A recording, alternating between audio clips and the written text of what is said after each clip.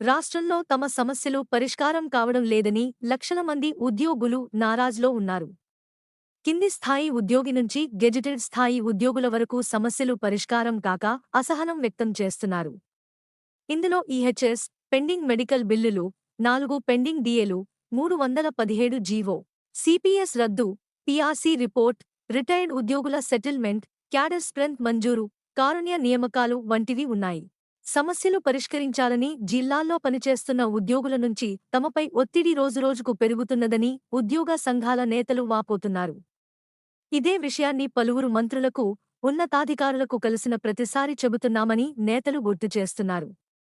కాంగ్రెస్ ప్రభుత్వం అధికారంలోకి వచ్చిన తరువాత ఉద్యోగుల సమస్యలు పరిష్కారం అవుతాయని భావిస్తే ప్రభుత్వం రుణమాఫీ చేయడంతో నిధుల కొరత సమస్య ఏర్పడిందని ఉద్యోగ సంఘాల నేతలు చెబుతున్నారు. సుమారు 20,000 కోట్లు ఈ స్కీమ్కే ఖర్చు చేయడంతో ఇతర స్కీములు, ఉద్యోగుల సమస్యలు పెండింగ్లో ఉంచారని అధికార వర్గాల్లో చర్చ సాగుతోంది. రాష్ట్ర ఆవిర్భావం నుంచి ఉద్యోగులు ఎదుర్కొంటూ ఉన్న ప్రధాన సమస్య ఈహెచ్ఎస్. ఆరోగ్య శ్రీ స్కీమ్లో ప్రైవేట్ హాస్పిటల్స్కు 600 కోట్లకు పైనే గత బీఆర్ఎస్ ప్రభుత్వం బకాయి ఉండటంతో ఉద్యోగుల ట్రీట్మెంట్కు ఆయా ప్రైవేట్ హాస్పిటల్స్ నిరాకరించాయి. దీంతో ఉద్యోగులు తమ సొంత డబ్బులు పెట్టి చికిత్స తీసుకున్నారు. ఈ బిల్లుల రీయింబర్స్మెంట్ కోసం ప్రభుత్వానికి అప్లై చేస్తే ఎంత ఖర్చు పెట్టుకున్నా 2 లక్షల లోపే ఇస్తున్నారని ఉద్యోగులు వాపోతున్నారు. ఈ స్కీమ్కి బదులు ఈహెచ్ఎస్ ట్రస్టు ఏర్పాటు చేసి ఉద్యోగుల నుంచి కొంత అమౌంట్, ప్రభుత్వం నుంచి కొంత జమ చేసి ఆ నిధుల ద్వారా ఈహెచ్ఎస్ను అమలు చేయాలని ఉద్యోగులు సూచించారు. తమ బేసిక్ పే నుంచి 1% అమౌంట్ ఇస్తామని అంగీకరించి ఉద్యోగులు, టీచర్లు, పెన్షనర్లు గత ప్రభుత్వంలోనే అంగీకార పత్రం ఇచ్చారు.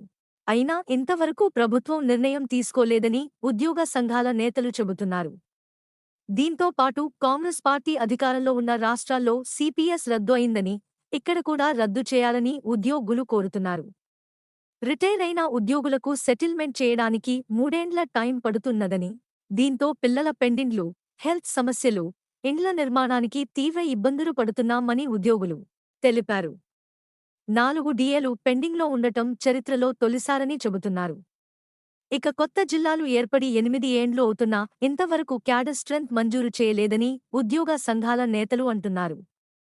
పిఆర్సీ సైతం లేట్గా ఇస్తుండడంతో ప్రతి ఉద్యోగి లక్షల రూపాయలు కోల్పోయారని చెప్పారు. సమస్యలు పరిష్కరించాలని ఉద్యోగ, టీచర్లు మొత్తం 204 సంఘాలతో కలిసి ఉద్యమ కార్యాచరణను ఈ ఏడాది అక్టోబర్లో జేఏసీ ప్రకటించింది. దీంతో సీఎం రేవంత్ జేఏసీతో చర్చలు జరిపారు. సమస్యల పరిష్కారానికి కేబినెట్ సబ్ కమిటీని ఏర్పాటు చేశారు. డిప్యూటీ సీఎం భట్టి చైర్మన్గా, మంత్రులు శ్రీధర్ బాబు, పొన్నం ప్రభాకర్, ప్రభుత్వ సలహాదారు, మాజీ ఎంపీ కేకేలను మెంబర్లుగా నియమించారు. దీపావళి తరువాత చర్చలకు పిలిచి శాఖల వారీగా సమస్యలపై చర్చిస్తామని సబ్ కమిటీ చైర్మన్ భట్టి హామీ ఇచ్చారు. సంక్రాంతి వస్తున్నా ఇంతవరకు చర్చలకు పిలవలేదని, వెంటనే చర్చలకు పిలవాలని జేఏసీ నేతలు డిమాండ్ చేస్తున్నారు. ఉద్యోగుల సమస్యలపై ప్రభుత్వం ఏర్పాటు చేసిన కేబినెట్ సబ్ కమిటీ ఇంతవరకు చర్చలకు పిలవలేదు. త్వరగా చర్చలకు పిలవాలని ప్రభుత్వాన్ని కోరుతున్నాం. జిల్లాల్లో ఉద్యోగుల నుంచి జేఏసీ మీద ఎంతో ఒత్తిడి ఉంది. ఉద్యోగుల పెండింగ్ బిల్స్, ఈహెచ్ఎస్, పెండింగ్ డిఏలు మా ప్రధాన అంశాలు. ఇవి డిమాండ్లు కాదు.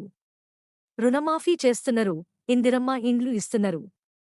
ఉద్యోగుల సమస్యలు కూడా పరిష్కరించాలని కోరుతున్నాం.